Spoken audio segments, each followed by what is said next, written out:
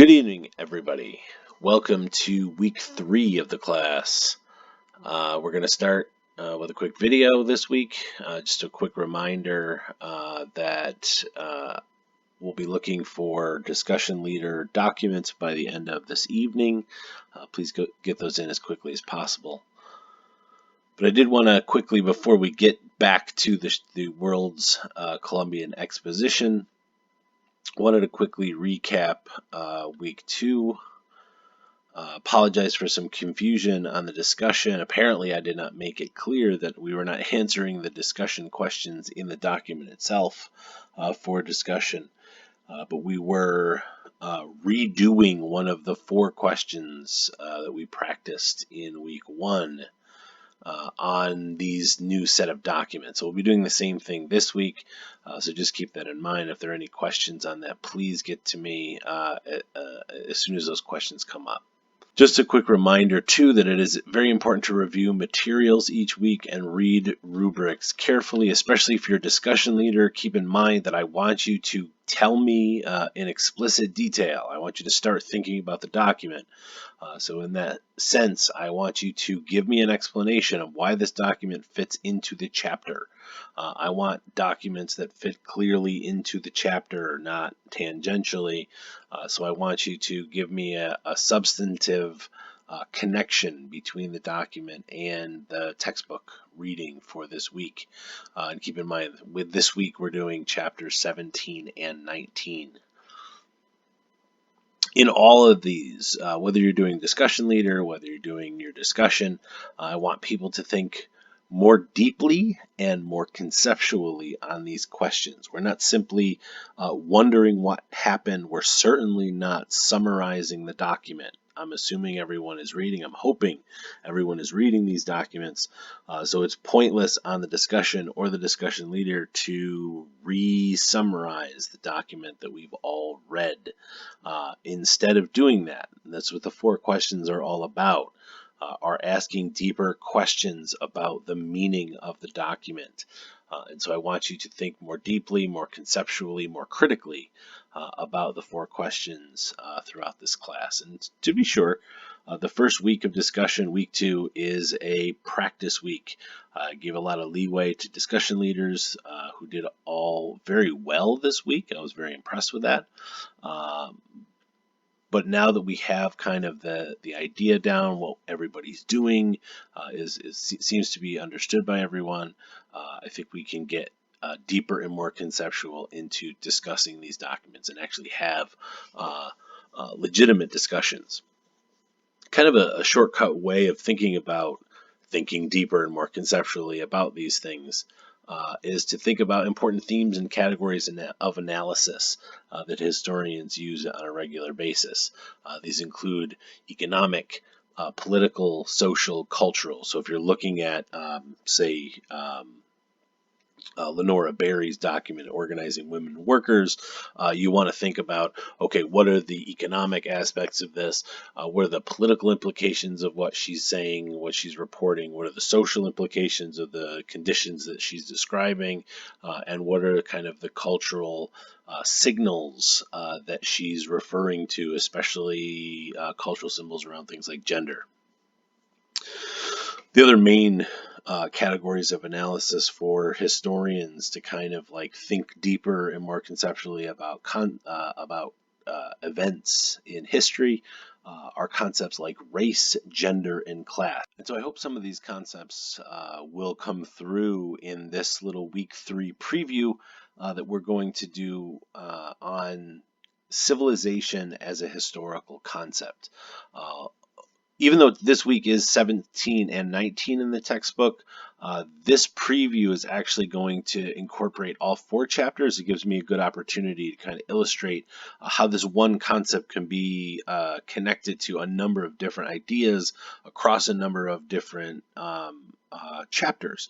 And that's essentially what you're going to want to do with your course project presentation. This is, I mean, obviously a little bit more in depth than I would expect you to do, but something along these lines is something that I would expect for you to do in your course project. Again, but based on a larger theme, a larger idea over a much longer period of time. But this is a good preview of showing you primary source evidence, how we can use primary source evidence to show you a concept, and in this case it will be civilization.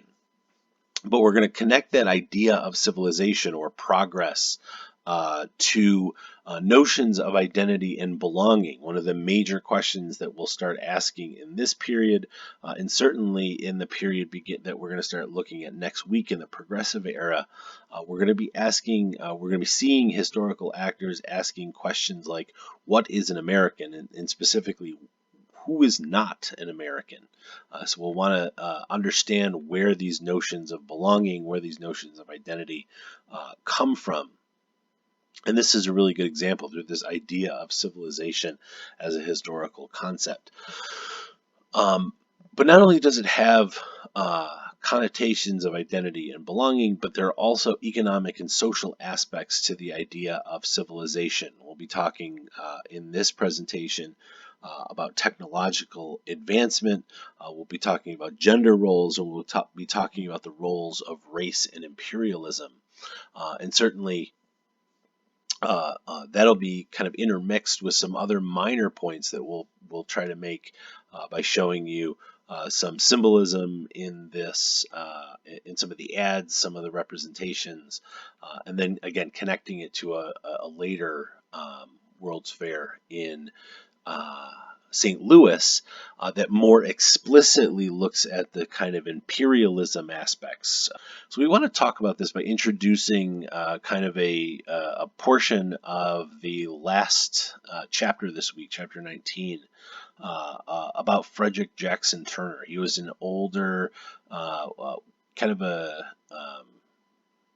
like an American patron saint of historians almost. He kind of goes down as a really influential American historian that kind of changed the way that Americans looked at history in a, again, uniquely American way. He developed this concept of the frontier thesis, understanding this notion of frontier as history, very similar to the idea of civilization as history. His idea is that the making of the modern United States exists along an imaginary line called the frontier that exists between old world civilization and new world savagery. This notion of the frontier is representative of art at the time, like Across the Continent by Francis F. Farmer, and much more explicitly, although the picture is a little bit less quality here, American Progress by Thomas Gast. But this sort of shows this notion of the frontier, how the frontier operates as a historical concept. You can actually see the motion happening, the change over time from light in the east to darkness in the west. You can see the advancement of a number of different things: technology, transportation, communication, that's a telegraph line, farming, settlements, and all of these things. In addition to articulating the importance of the frontier, as the book mentions, Frederick Jackson Turner cautions, warns the United States, or the gathered historians to be more accurate, about the potential dangers brought about by the closing of the frontier in the late 19th century. But the other major contribution that Frederick Jackson Turner made to history as a field is this notion that history is made, in his particular research, by pioneers, homesteaders like this family, and many, many others that traveled west in the period after the Civil War, and not necessarily by presidents or the titans of industry or diplomats or great warriors or great generals. History is made by the common people. That is also a very important and, in many ways, at least at the time, a uniquely American concept. That history is basically a story of rough pioneers. And there's a really good section in the textbook about Theodore Roosevelt And that's a really good section to reread if you need more on this concept. Frederick Jackson Turner made these comments in Chicago, incidentally, in the same year that the Columbian Exposition took place. Chicago, by this time in the 19th century, was a very, very important city in the United States. This advertisement here kind of shows the prominence of Chicago as a global city, kind of welcoming the world to see what America was all about. In many ways, this was kind of the United States sort of cultural opportunity to announce itself as a world power, perhaps for the first time. But Chicago, again, was a booming city by the end of the 19th century, but it had not always been that way. It had sort of begun as a trading settlement along Lake Michigan. And this is a artist rendering of Chicago in 1820. The city grew rapidly, as we'll see, as a result of the expansion of the railroad system in the United States. And so by 1868, according to this artist's rendering, Chicago is a bustling hub in the Midwest. And despite a major fire in the early 1870s, 1871, the city was able to rebuild. And so by the 1890s, it was a major global city, even though it was right in the sort of geographical center of the United States at the time. And we can't overstate the importance of the railroad network at explaining the rise of Chicago. You can see by this map, you'll have to excuse, there's a couple of different maps here.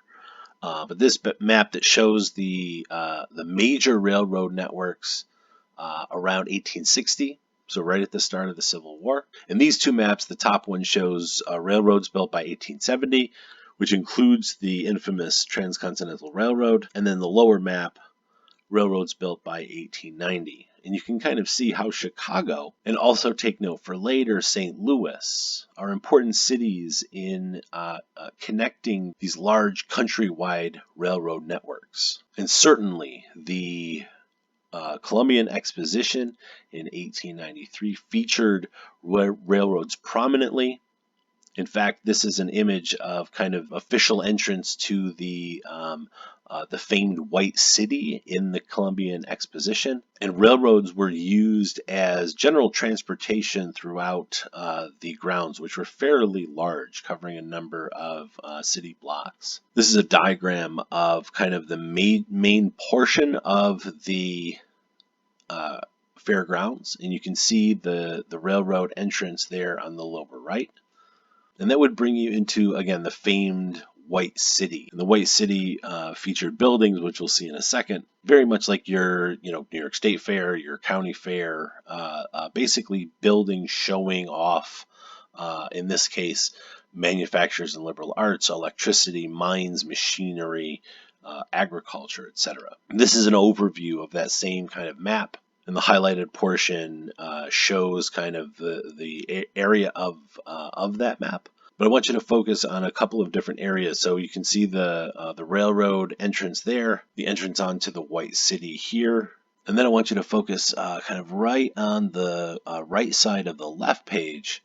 You can see a big wheel. That's the Ferris wheel. We'll be talking about that a little bit later. It's far off in the distance on the midway. But this is kind of an image, an overview of the White City, and it was most prominent at night when it would be lit up. But of course, the highlight of the White City was the electricity building. Electricity, as we know from reading the text in the last set of chapters 16 and 18, the importance of electricity in the kind of second phase of the Industrial Revolution. And electricity and all the potential for electricity and lighting in particular was on full display at the Columbian Exposition in the electricity building. And we've got a couple of images, kind of the overwhelming sea of light here from all these different displays in the electricity building. But figuring prominently in the electricity building, as you could imagine, is General Electric.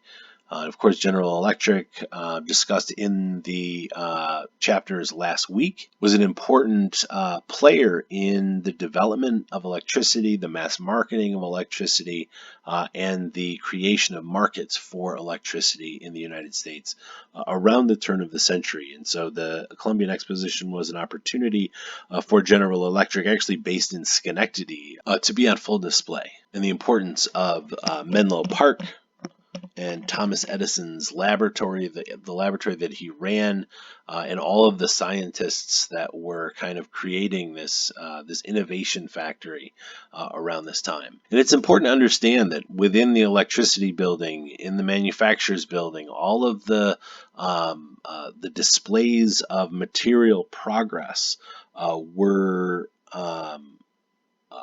portrayed, held up as evidence of American civilization. This was America kind of showing itself off to the world as a developed world beater country, which it would become by the end of the 19-teens, when it became a world beater in exports, manufactures, and global finance. And so this is a chart from one of the textbooks that I've used before that kind of shows the kind of material progress that was pointed to often as evidence of American technology and subsequently American progress and American civilization. But it's important to understand too that civilization is a highly gendered concept. While men like Thomas Edison and Andrew Carnegie, John Rockefeller, and J.P. Morgan got a lot of the credit for developing the technology that allowed the United States to become an important global economic power, the role of women was often kind of relegated to the background, and that was also the case at the Columbian Exposition. Women's achievements were portrayed in very limited terms, reflecting the popular and common gender roles of the time. And so while men were concerned with issues of manufacturing and technology and electricity, women's contributions to civilization were viewed in the context of things like art and handicraft, as portrayed in this advertisement for the so-called women's exhibit at the Columbian Exposition. And if we were to sort of rethink about the not only the sort of separate gender roles, but the clearly subordinate gender roles of women, that women are not figured very much at all in many of these other buildings in the so-called White City. And in fact, if you're looking for the women's exhibit, it's not actually even in the White City. It is actually off to the side, past the horticulture building, all the way on the border between the main part of the exhibition grounds and the Midway Palisade. And you can see on this map, so that was the White City there, the electricity building, and way back there you will see the women's exhibit. This is a closer view of that building, and there's the interior. This again looks more classical, looks more 19th century, less modern, much more domestic. A lot of the things on display are art, furnishings, things you were more likely to find in the home than in the factory or the workplace or the inventor's workshop. That culturally speaking, women's roles were de-emphasized in this glorious display of American technology. Women's roles are largely relegated off to the side, constrained by prevailing gender roles that also limited opportunities for women during this time. Perhaps the biggest draw to the Columbian Exposition, and certainly the most magnificent, was the Ferris wheel. The Ferris wheel was located not in the White City, but off to the side, literally off to the side of the main exhibition grounds on the Midway Palisade. The Ferris wheel was a massive structure Again, you can't see it from this map, but it's located. So the women's exhibit is there. The Midway Palisade goes off to the edge. Well, here's another map, literally off to the side. So you can kind of see there's the same representation, and there's the Midway. And from here, this map that we've seen before, the Midway is going to be located here. The Ferris wheel, like a lot of the exposition, was a symbol of progress and civilization. And that civilization and progress was marked, at least in this souvenir coin, by a measure of the total height of the wheel and the total weight of the wheel in steel and machinery. But the Midway itself, more than just a testament to the technological achievement of the Ferris wheel, was a public spectacle. It was actually, despite being the furthest away from the entrance, perhaps, was the most popular part of the exposition in terms of foot traffic. This was a testament to its sort of conscious design along the lines of other kind of spectacle entertainment shows that you read about in the chapters last week, notably P.T. Barnum and The Greatest Show on Earth, which at least originally, was designed as a sort of collection of exotic animals, but also kind of evolved later to include exhibits of here, sort of the Museum of Living Curiosities, which often included people that were quote unquote imported from around the world. Also, again, self-consciously designed around Buffalo Bill's Wild West. You also read about that in this week, or will read about it this week in the chapter on westward expansion. But by this time, by the late 19th century, the Buffalo Bill's Wild West show had kind of expanded to include, in this case, it was described as the Congress of Rough Riders of the World. This particular exhibit advertised here showed the real sons of the Sudan, an Arab horseman exhibit. And here actually shows another advertisement for P.T. Barnum's Great Show with so-called cannibals that were, again, look for the word there, imported from Fiji for the show. And similarly at the Midway, if you want to pause this just for a second, just to kind of take in the various exhibits at the Midway, you can see the Ferris wheel is located at point 15 here. The sort of range of spectacle exhibits, and not all of them, but many of them highlighted a very distinctly racial set of differences between the ostensibly middle class attendees of the exposition that were walking through the Midway and the people, very often people and so-called native structures that were on display. And you can see that contrast here. You see the two women in the foreground, or three women in the foreground, with their sort of dresses on. In the background, you see the wigwams of the Penobscot Indians, and these were very common displays throughout the Midway, including the Samoan village, Dahomey village, which is a representation of Africa, the Arabian village, which included the Arab spearmen of the Wild East show. So again, you have this very sort of racialized spectacle, kind of mythologizing this exotic population. And it featured, very much like the Buffalo Bill Wild West show, actual people from these areas. And rising above all of this in a sort of triumphant way was the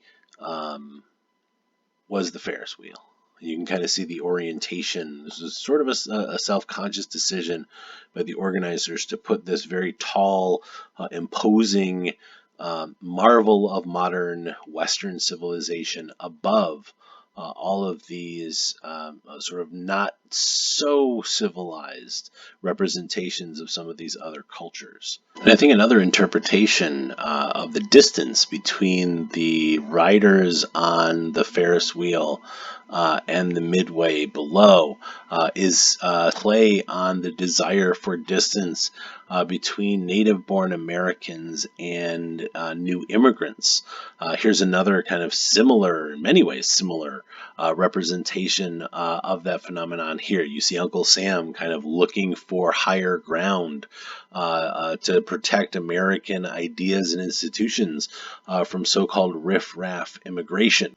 This would kind of be indicative of the widespread assumption that immigrants carried a number of different threats, physical threats, ideological threats, biological threats to American civilization. And this explains, too, why the United States would sort of begin to screen immigrants. This is sort of the beginning, the origins of American immigration policy in the late 19th century in response to these kinds of ideas. And this was not merely a question of trying to make sure that immigrants were healthy. It was to make sure that they didn't pose a threat to American civilization at this time. But more relevant to what we're looking at this week in terms of American empire, we want to look at another representation of how this idea of American civilization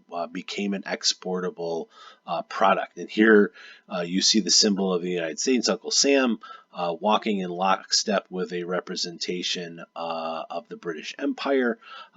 They are both now spreading civilization, Western civilization, to other parts of the world.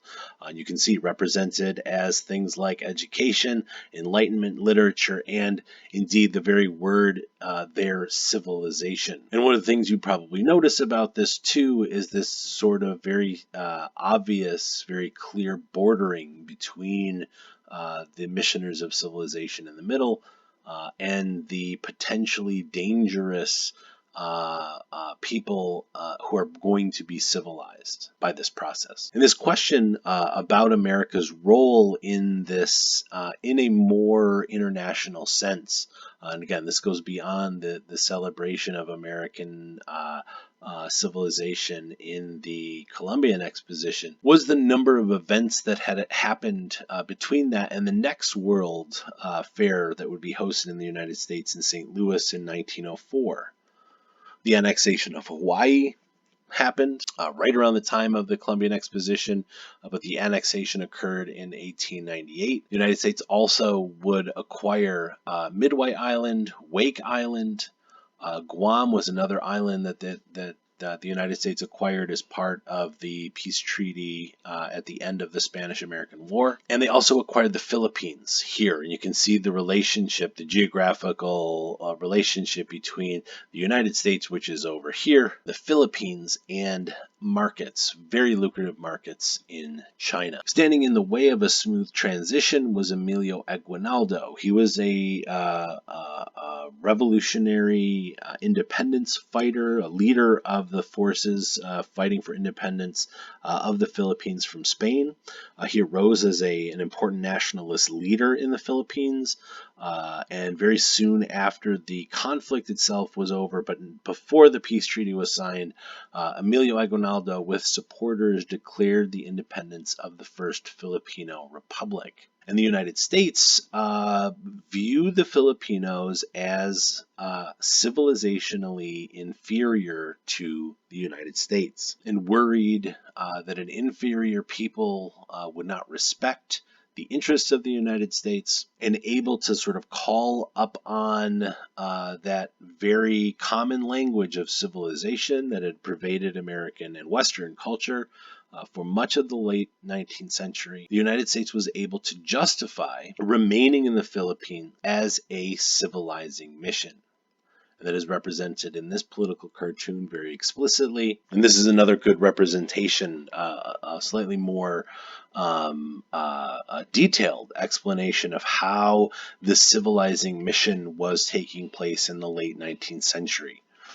This is actually a great political cartoon for a number of different issues. As you can see, the figures in the front, the Philippines, Hawaii, Puerto Rico, and Cuba. But you also see in the back of the class are other states, the Native American figure, the Chinese figure outside the door, and the African American boy washing the window. These are all kind of symbols of how the American civilizing mission with the teacher there, Uncle Sam, actually operated in this period, at least according to the cartoon editors at Puck Magazine. And one of the other ways that the United States sort of sought to illustrate the civilizing mission in the Philippine Islands, in addition to the kind of sensational journalism that went on during the conflict described in the textbook, was the St. Louis World's Fair in 1904 and the Philippine Exposition. Here's the official program of the World's Fair. Like the Columbian Exposition, this was also an anniversary celebration. In this case, was the anniversary celebration of the Louisiana Purchase. And just for reference, going back to a map we've seen before, you can kind of see how Chicago and St. Louis is another important Midwestern hub to the plains and the area beyond the plains. Again, very much built by the railroad networks. And here's a map. You can look at some of the differences and similarities with the Columbian Exposition. Now, the Philippine exhibit is way off to the side, very much like the Midway. Here's a bird's eye view of the Philippine exhibit. And this is a pamphlet from the exhibit. And the important thing to understand here is very much this was designed and advertised as a very authentic representation of what Philippine culture was like. And it had the effect of displaying a clear contrast between the civilization of the United States, as represented in the various technology buildings in the main part of the fair, but also to kind of highlight the inferior nature of Philippine culture as displayed by its specifically non-modern looking buildings, its non-modern forms of transportation, its inability to read or understand English or understand religion, something as displayed here, a American white woman needed to do, fulfilling her role as a representative of American imperialism as discussed in the text. And like the Midway at the Columbian Exposition, this was very much designed as a exaggeration along the lines of Buffalo Bill's Wild West, P.T. Barnum's Greatest Show on Earth. This was a very highly mythologized, a very generalized interpretation of Philippine culture.